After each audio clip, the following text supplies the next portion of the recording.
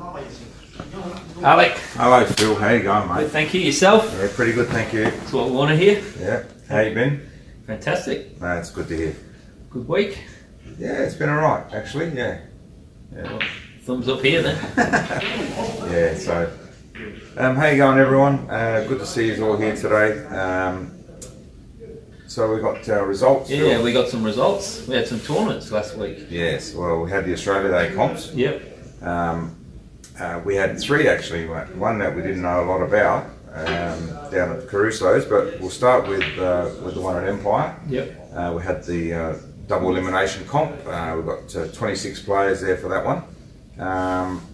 Ended up being Mikey, and obviously a common name, Mikey Cassiola, beating Roland Green in the final.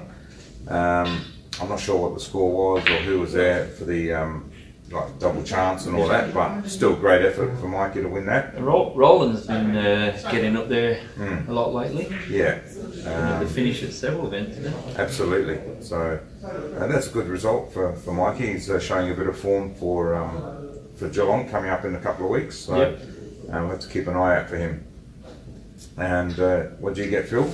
Well, I'll talk about the one in Caruso's. Yeah. Actually, they had 48 players out. Yeah. So that's a fantastic turnout. I think they had an A and a B division. Yeah. They had I think 23 in the A's and 25 in the B's. You had 26, so 75 players. It's fantastic. Yeah. Playing competitive A-ball on a public holiday. Yeah. All I can give you is the results there, Alec, but another serial pest in Jaden D'Amica. Yeah. He came first.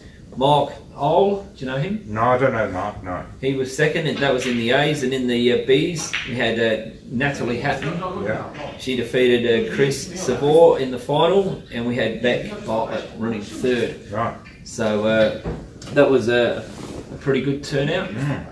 And we had the John Gilbert Snooker Championship, and we had a full field as well. We had 24 players. Yeah. So with the 12 tables we've got in here, and playing 147, you can only have 8 players per event. So we had a maximum field as well. Yeah. Wow. That's, so when that's you really think Australia Day public holiday, and we generated nearly 100 players in SA yeah. competing in events, it's fantastic. Yeah, it is. It's and contributing to all Q sports. That is great. Yeah. And so we talked 8-ball, and the winner of ours is an 8-ball player as well. Who was that, Phil? Lyndall Vine. Ah, another tournament for Lyndall. That's great. Yeah, well, she went back to back, and we also ran a plate on the day as well, and Stacey won the plate. So oh my God! The previous tournament we had here, Stacey won. So yeah, no, we're being totally dominated by 8-ball players. Oh. But our event went for 6 hours, and Lyndall played exceptionally well. Yeah. She did very good, and yeah, kudos to Lyndall and the Vines, and Stacey packing the dishwasher again, I feel, Alec. So well done to Lyndall. And in second place we had John Molnar. Yep. And he only just missed out to Lyndall. He was 7 points behind her. So effectively over 7 frames, he missed out by 1 ball. Wow. So John, you know John, he's been around a long time. Yeah. He's fantastic here in Snooker SA. He's in here probably 4 or 5 times a week. Yeah. He's been here for the last 6 months, and I've seen this steady improvement in him. You always talk about practice.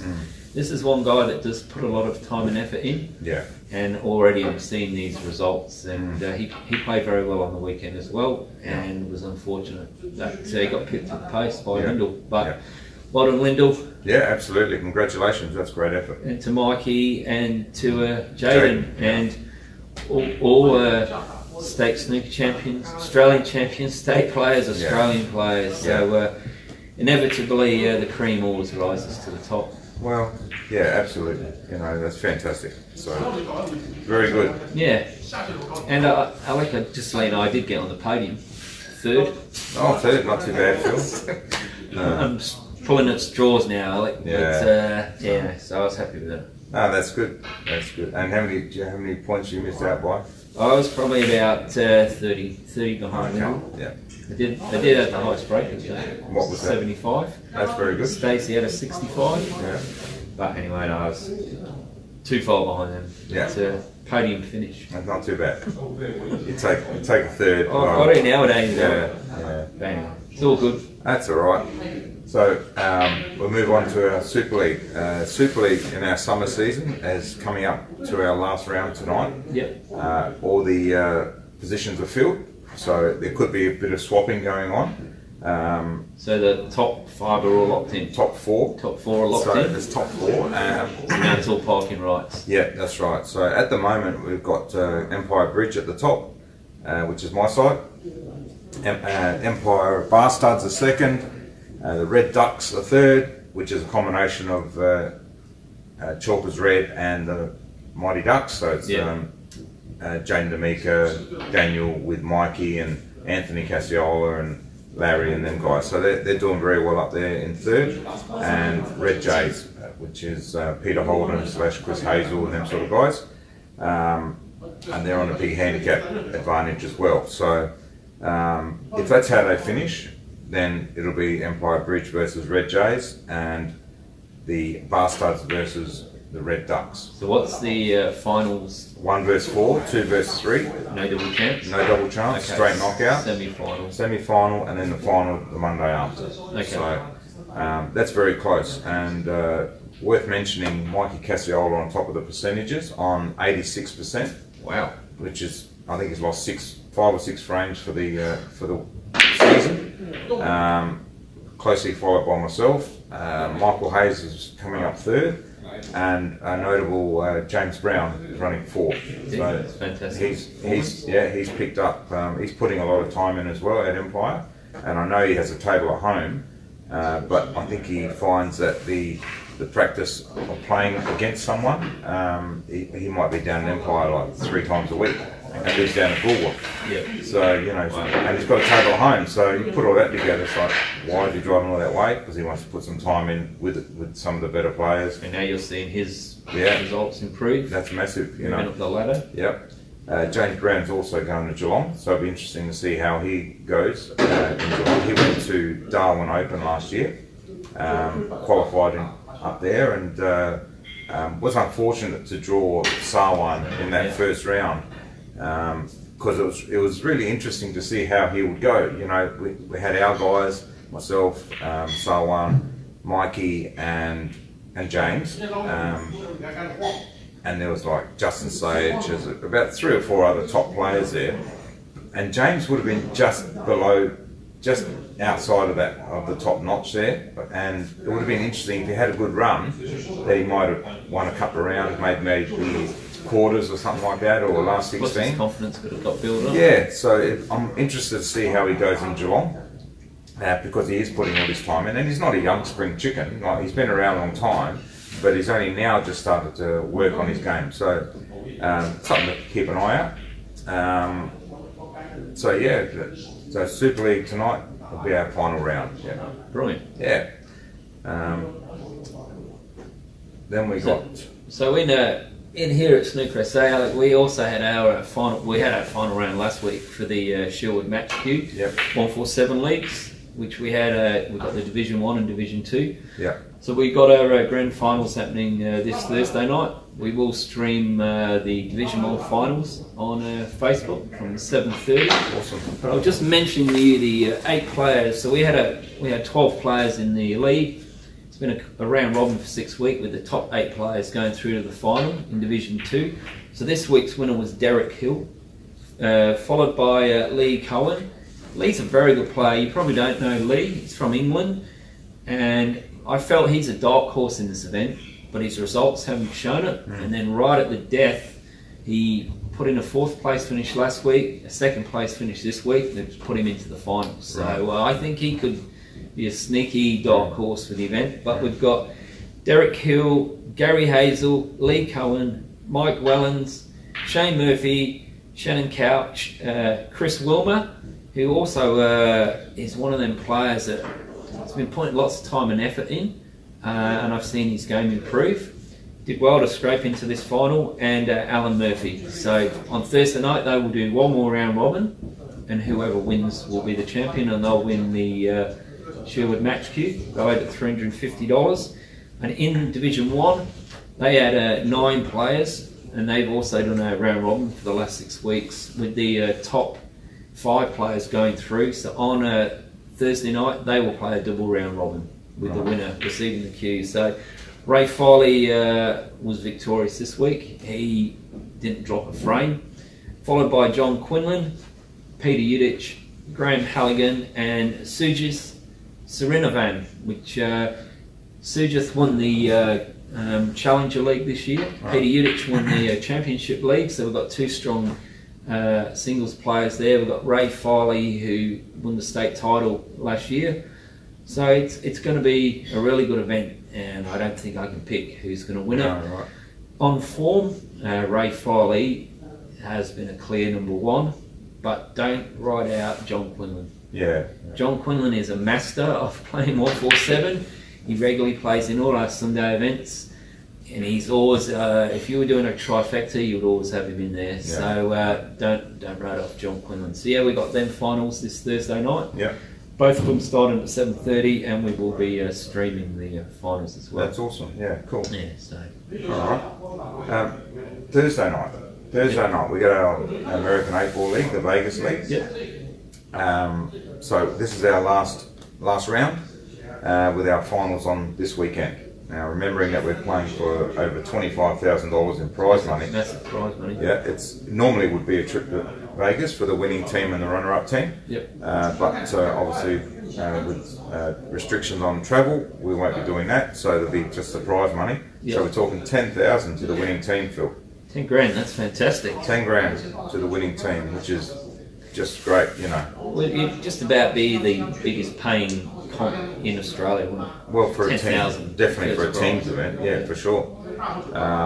So in that we've got MI6, which is JB's team, running on top. Just before you go there, is that the top 8 set there as well? Top 8 is set. My team got up on the last frame last week to cement that spot. Wow. All Shades, which was Damien McLaughlin and Peter Cuba. They were trying to get that spot in. They won, but we held on with that last frame win. So thank God for that. So, lucky for you. Yeah, absolutely lucky for us. So it's a top 8 playing. MI6 finished on top. Now these positions can change, but number 1 is them. Ducks Reloaded, Mikey Cassiola running second. Balls in Holes, which is Roland Green.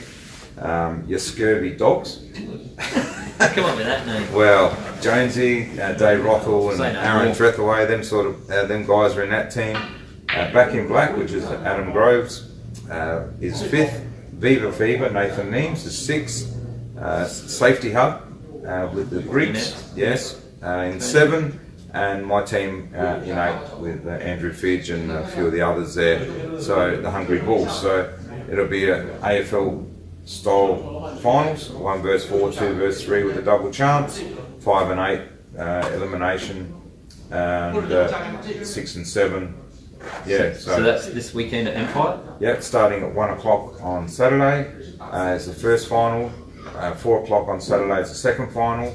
Then Sunday is where the big money will be made. Again, 1 o'clock on Sunday, and then final of the whole league will be at 4 o'clock on Sunday. So, are you streaming that through Facebook? We will be doing some streaming. It will be on YouTube through the Empire Pool Lounge, Empire Bar and Pool YouTube stream page. Yep. Done by Damien McLaughlin. So that'll be worth watching. We'll come down and have a look. Now, mentioning that Super League is finals coming up the next couple of weeks. We've got Vegas League finals, which means our new seasons will be starting very soon. Yep. Super League will start 1st of March, and the first round of Vegas League will be the end of February. So, you know, you've still got time to get your players in. It's all starting to happen now, isn't it, Alec? Well, this is the main season for Super League. You know, your state teams get picked from that, and you know, we're going to go ahead as if we are travelling to the Nationals. We don't know what's going to happen in this period. I mean, the vaccination's getting rolled out now, so who knows what it's going to be like in 6 months' time. So it's best that we gear up for it. Be prepared. Yeah. I know that in Super League they were talking if we had 17 teams last year and it was going to be a $10,000 first prize. So that could be the same again. I did see that we have got 17 teams this year and still time to get more teams. So, you know, there's people out there saying, oh, the season goes too long when it's a double round. But in my experience, whether it's a single round or double round, if you hold a single round, then you hold finals, you could run another league and it just goes again. You know, people just want to play. They don't care if it's summer, winter, autumn or spring. They just want to play. And I can't see why you would start another round, a whole new season, having to find players and teams and all that, do the double up work. Why not have one big one? There's $10,000 first prize. I'm guessing it's about that. That's what it was looked like last year before COVID hit. So, you know, people out there saying, oh, the season's too long. Well, to me, the season's not long enough. I love playing. I want to play comps, you know. Well, like I said, Alex, you've got 17 teams. That's a fantastic response. Yeah. And we were speaking here last week about our billiards league. That league just keeps rolling and rolling and rolling. The players that come, they just look playing billiards. And Monday night they play billiards, and I don't think they care whether the season finishes or not. They just get into the next one because that's their one night a week that they go out and play sport. So, and all them players you're talking about, Monday nights is dedicated to playing. That's right. 8 ball. So, like you said, you might as well play a true season. Double rounds. You don't have to worry about setting it all up again. Finding new teams, players. Gives them all a good shot at the title. Yeah, so for them people out there that don't like it, might be a bit unfortunate, but that's what the numbers want. So at the end of the day, we've got to do what the numbers want to do. So so I'm looking forward to that, starting the new season. Well, it would just be perfect if you get one more team, over 18. Yes, that would be good, yeah. So there is room, everyone out there, there's room for another team. Absolutely. It's good to see Caruso's on board again. I saw they got four teams playing out of there with Chalkers and Empire. So I think everyone's got room to put another side in. So if you do want to get in, Salwan Maker's the man to contact.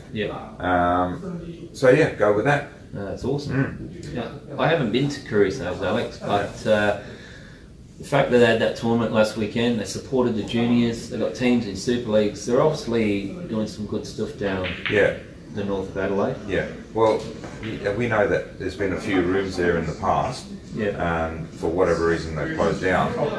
There's enough numbers down up in the north to support a pool room, and their room's very clean, it's nice tables, and no reason why, if you live in the area, you wouldn't go down there. Parking's free. There's a big car park there, and it's easy. And I understand sometimes it might be a bit hard to come into Empire. You've got to pay for parking and get a park and all the bullshit that goes on with that. Where parking here is easy as well at Snooker SA. So I don't begrudge anyone that not wanting to come into town. But that's the way it is. Just good that they're in there supporting 8 ball in South Australia. Absolutely. Well done. Yep. That's it, That's for you. Well, just like you were saying, you've got Super League starting in March. Yeah. We also have our leagues restarting again in February, Alec. So we've got, on a Wednesday night, we've got the Challenger League. Suja defeated Dave Limerick in the final last year. So we're looking for 10 players to start our Wednesday night league. I already know we've got 6 or 7 locked in. So if anyone's interested in playing, it'd be equivalent to like B-grade snooker, 5 frames on a Wednesday night. We've still got a couple of spots left, and that will be happening in about 3 weeks' time, end of February. Then on the Thursday night, we've got the Challenger League, the Championship League, which Peter Yidich defeated Ray Reilly in the final. That's more for the A-grade standard. I know that Stacey Vine has entered that tournament this year, so that's a world-class player that's joined the league, so we're very fortunate to have him playing in that league.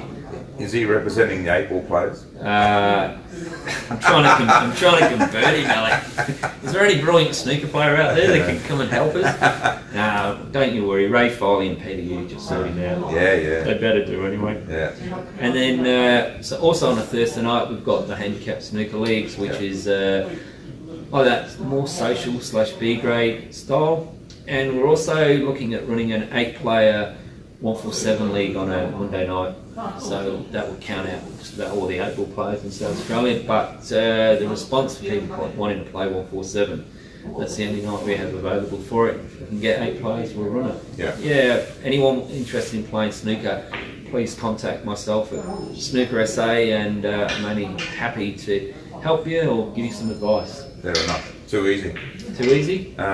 So one thing to look out for is obviously the tournament this weekend.